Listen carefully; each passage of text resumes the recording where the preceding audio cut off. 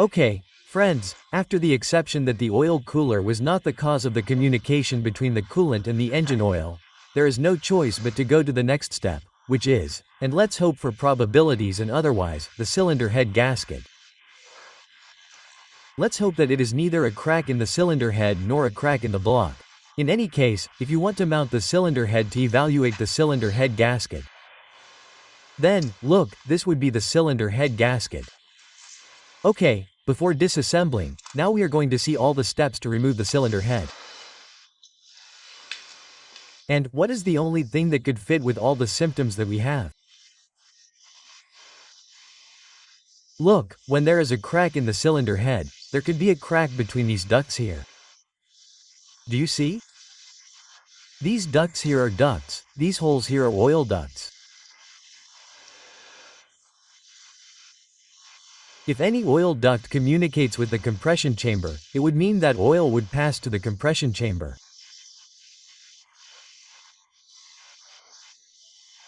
So, the main symptom is a lot of oil consumption and white or blue smoke, that is, a lot of smoke with a smell of burnt oil coming out of the exhaust pipe. Why? Because they are giving oil to the combustion chamber and this oil burns in the combustion chamber. We do not have this symptom.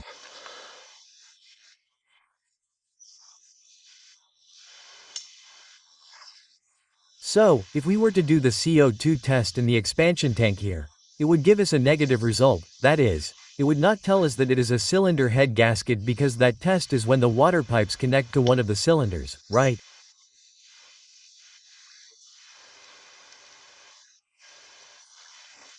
That would be the next option, right?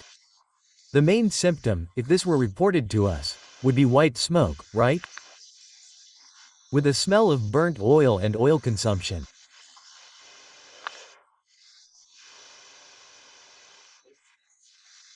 If these pipes, which are the coolant pipes, connect to the combustion chamber, here the color would clearly change in this test that we did, in the CO2 test that we did, and it would go from blue to green or yellow.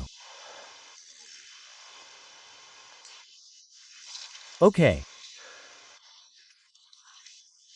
We would have a coolant leak because the coolant goes into the combustion chamber and the car would also emit white smoke through the exhaust with a coolant smell, okay? One is blue smoke if it is oil and the other is white smoke if the coolant is burning.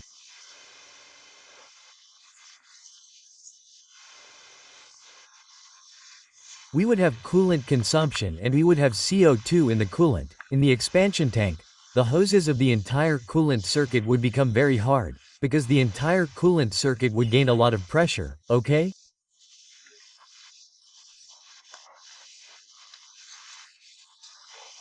We would also have bubbles here when, that is, when unscrewing the coolant cap, we would see bubbles of coolant. That would also be that part of the cylinder head gasket.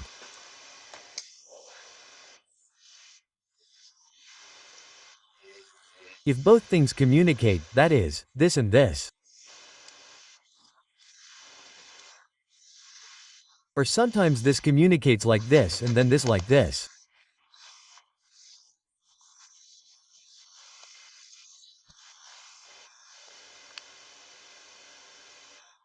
If the coolant communicated with the oil and the oil with the combustion chamber, in addition to all the symptoms we mentioned before, we would have either the presence of oil in the expansion tank or, above all, the presence of coolant in the oil, which is what we have.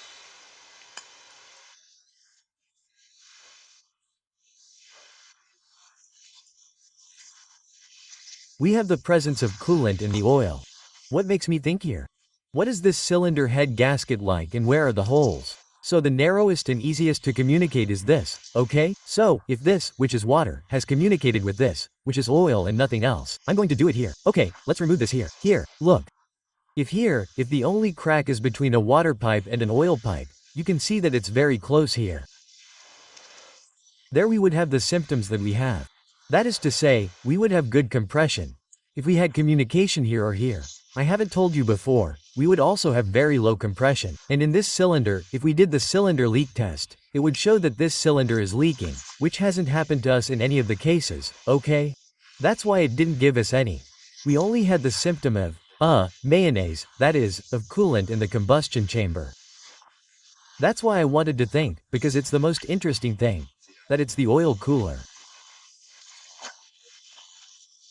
Because, with the oil cooler, if the coolant and the oil communicate through the oil cooler, there's no loss of compression, there's no cylinder leak and there's no white smoke, which was what happened to us.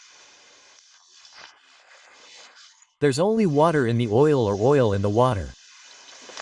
Well, and what we're doing, look, in this, as I was saying, right, in this cylinder head gasket, it's true that there's a lot of distance between the water and the oil in the combustion chamber. That's why if there's a small crack, the logical thing to do in this particular cylinder head, because not all of them have this arrangement, is that what happened would happen, that is, the ones that are closest, the oil with the water, okay.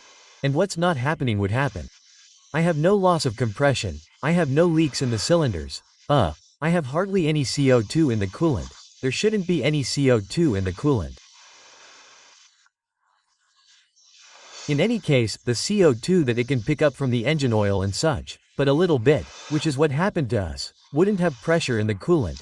The car wouldn't have to overheat, but there would be a massive presence, which is what's happening to me, of coolant in the oil. Here it's not happening due to a difference in pressure or a difference in fluids. The oil isn't passing into the coolant circuit. If all the water from the coolant circuit is passing into the oil, that's what's happening to us. In other words, it would be logical to find something like this. If this is the case, then nothing is as easy as changing the cylinder head gasket, seeing if the cylinder head has expanded or has gained any space, plan it, and that's it. Also measuring the flatness of the block and praying that there are no cracks. Not cracks in the cylinder head or the engine block, and it would be completely repaired, but for that we have to lift the cylinder head and look at it. Sometimes this is not so obvious.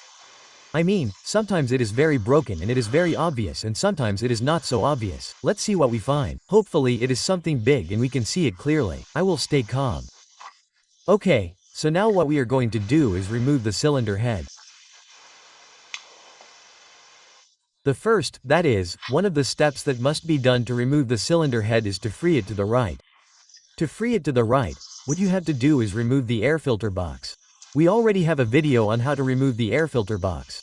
The next thing, after changing and removing the air filter box, would be to remove the injection rail. We've already seen a video on how to change the injection rail, and the next thing is to remove the intake manifold, which we also have a video on how to remove the intake manifold.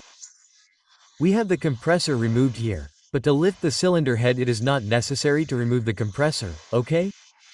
We have everything removed to make more space. I'm not going to put it back in yet until I lift everything to make more space, but it is not necessary to have removed the manifold, that is, the compressor, okay? Once we have it cleared on the right, we would have to clear it on the left.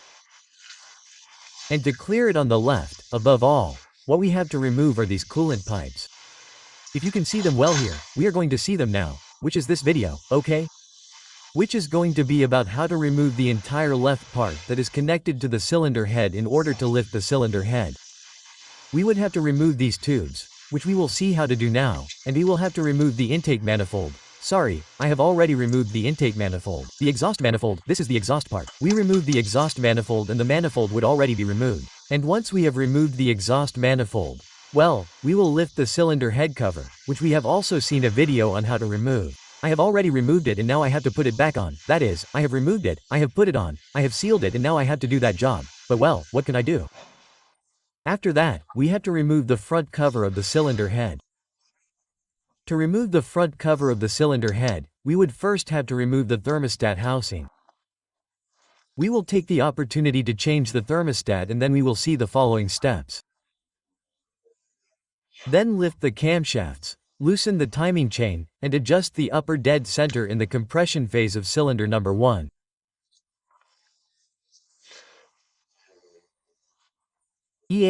Loosen the timing chain. After extending the timing chain, remove the camshafts. You're going to remove we'll see later, several layers of the cylinder head until we can access the cylinder head bolts. So now what we're going to see is how to remove the intake manifold. To remove the intake manifold, remove the exhaust manifold. To remove the exhaust manifold, we have to get under the car and the first thing to do is release a bracket that's underneath that holds the catalytic converter. Well, we're going to remove that now. We're going to get under the car and we have to remove one bolt and loosen two. That would be the next step. Well, look, we're right under the car right now. This is the catalytic converter and what we have to remove is this bolt here. This is the bracket that has to be loosened to free this part so that the exhaust pipe can move. So, we have to remove this bolt here which should be like a 13. Or so I'll tell you now. And then these two bolts here, okay? This one and this one here. Let's see, I don't know if you can see it or not. And this one over there, okay? They're the same. It's the same as this one. Okay, these just have to be loosened. Look, there are indeed 13 and now it's time to remove it entirely. Okay, this torch has to be removed entirely. Okay, come on, I'll continue so I don't bore you. Okay, well, I'm removing it now. This one is 14, okay? It's an E14 torch 14. It has to be loosened, but at the moment it's the same work to remove it as to loosen it and that way I have more flexibility with this. Okay, I have the other one left. I'm going to remove the other one that's higher up, which is a little harder to reach and that's it. Anyway, I'm already removing the other one. It's neither hard nor difficult. Okay, the thing is that I already understood this because you see if, well, this would be enough. I might not remove it anymore, okay? So that the screws don't get bent. The problem is that this has to flex because it doesn't have to be removed from the intake manifold. In the end, you just have to release it from the cylinder head and move it over there. This prevents it, but if we leave it loose, it will flex. So, there we go. There we go. I'll just leave it like this and that's one less thing I have to lose. Okay. I'm going to overlap the other screw here and the one here too so I don't lose the screws.